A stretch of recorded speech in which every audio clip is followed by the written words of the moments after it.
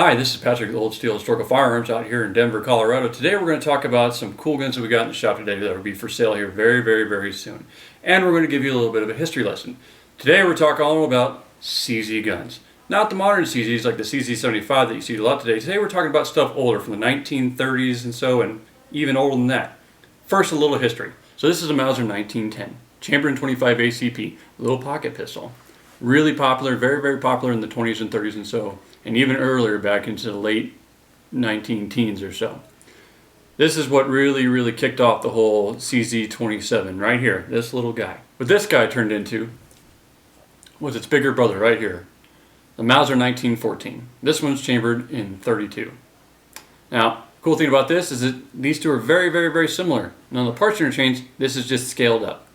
Now, Czechoslovakia liked this one so much that they wanted to build a licensed copy of it. What they built was the CZ22. Now, looked a little bit differently, had some differences in it. Unfortunately, we don't have one to share with you today, but we do have the next thing that came after it, which was CZ24. This is chambered in 380 as the CZ22 was. However, it's still based off the Mauser 1914. CZ24 was an improvement of the CZ22, mainly with manufacturing and whatnot. Now, what's cool about this is in 380, 9mm short for some people. Excellent, high quality, and normally right here you'll see some stampings of who these were issued to. These were military pistols. They were not commercial pistols. They were not made for export. They were made for the military market.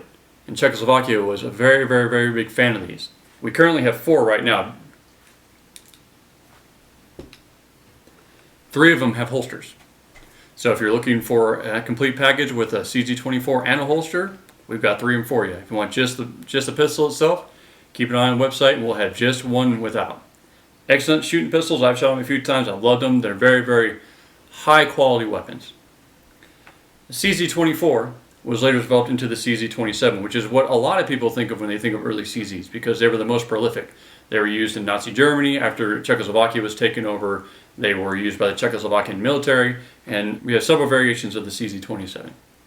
One of the things to keep in mind is that as the war progressed, they got more and more desperate trying to get these out of the door faster and faster. So your early guns are like this, where they have a very high polished finish. Much like the early Colt 1911s, very high grade, mirror-like shine. Later on you got to the dual tone ones, which were partially Parkerized and then partially blued. It's kind of hard to see here, but there's usually a little bit of a difference in the color tone between your slide and your frame. Last but not least, the most common of the CZ27s is the one with your phosphate finishes. These are usually going to be kind of a light gray. Now, as I talked about earlier, as things got more and more desperate in the war effort, the quality started to go down. Now, not really the quality of how it worked, but more fit and finish and things that they would allow go through final inspection. We actually have a really good example of that right here. That is this one. This actually has a factory error in it, kind of an obvious one. I don't know if you can see too well, but right there's a notch on the bottom of the trigger guard. What happened was this was machined incorrectly. However, due to the late year manufacture in the war effort, they needed them out the door, and they needed anything.